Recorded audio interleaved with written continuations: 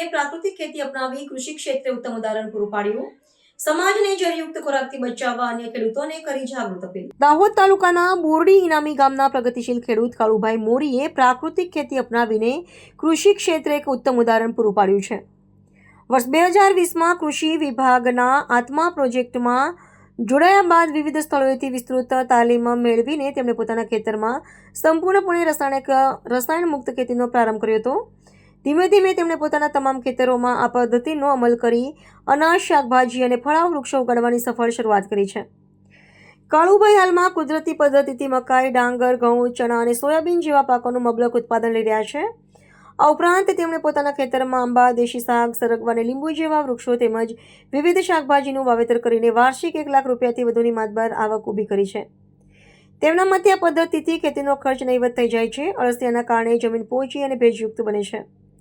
પિયતની જરૂરિયાત ઘટે છે અને વરસાદી પાણીના સંગ્રહથી ભૂગર્ભ જળ સ્તરમાં પણ નોંધપાત્ર વધારો થયો છે.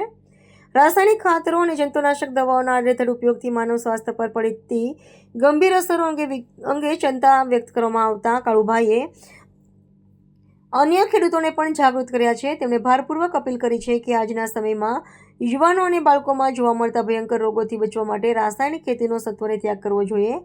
એક ખેડૂત તરીકે પોતાના પરિવાર અને સમાજની થાળીમાં ઝેરયુક્ત ખોરાક પીરસવાને બદલે કુદરતી પદ્ધતિથી પકવેલો શુદ્ધ અને સ્વાસ્થ્યપ્રદ આહાર પૂરો પાડવાનો નૈતિક સંદેશ તેમણે આપ્યો છે. મારું નામ મોરી કાળુભાઈ દલાભાઈ, બોરડીના અમે તલાફળિયા, તાલુકો દાહોદ, જિલ્લો દાહોદ. અમે ખેતી કરીએ છીએ પ્રાકૃતિક. એમાં સારામાં સારું રિઝલ્ટ આવવા માંડ્યું છે. છેલ્લા 5 વર્ષથી કરવા માંડ્યા અમે, તો રિઝલ્ટ સારું આવે છે. એમાં ઘઉં, ચણા વાર્ષિક ખેતી અમે કરીએ એટલે 1 લાખ રૂપિયા જેવી ઉપસતીમાં આવે છે. એટલે બીજી ખેતીવાડીમાં ખાતરમાં ઉરિયા ખાતર, DAP ખાતર એવું તેવું અમે હવે કરવાનું બંધ કરી દીધું. ધીરે ધીરે જમીન માફકમાં આવી ગયેલી એટલે અમે પ્રાકૃતિક ખેતી કરીએ છીએ. અમારે ઘરે આત્મા પ્રોજેક્ટવાળા આવે છે, મિટિંગ બી કરે છે. બધી રીતે સારી રીતે કમાઈ અમે કરીએ છીએ અને સારું રિઝલ્ટ છે. અને એ બદલ અમને ફરવા બી લઈ ગયેલા. હરિયાણા, જયપુર, ઉદયપુર, અજમેર, ખાટુ શ્યામ બધે એમાં ખેતીવાડી તાલીમમાં અમે ગયેલા છે.